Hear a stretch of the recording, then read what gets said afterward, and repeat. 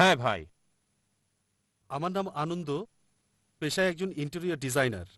আমার প্রশ্ন হলো, একজন মুসলিম মেয়ে কি কোনো অমুসলিম ছেলেকে বিয়ে করতে পারবে?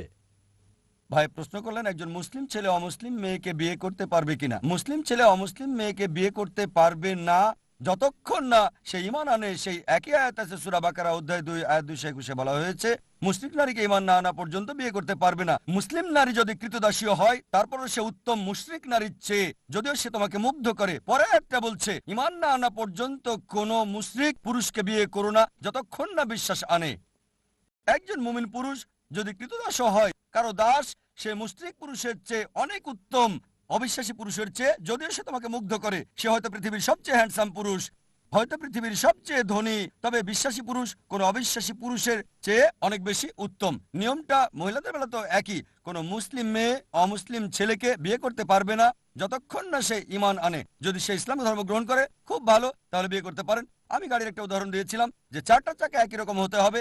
একটা সাইকেলের আর একটা ট্রাক্টরের চাকা লাগালে কোনো কাজ হবে না। কারণ আপনি যদি সত্যি আপনার স্ত্রীকে ভালোবেসে থাকেন, আপনি চাইবেন যেন সে বেহেশতে যায়।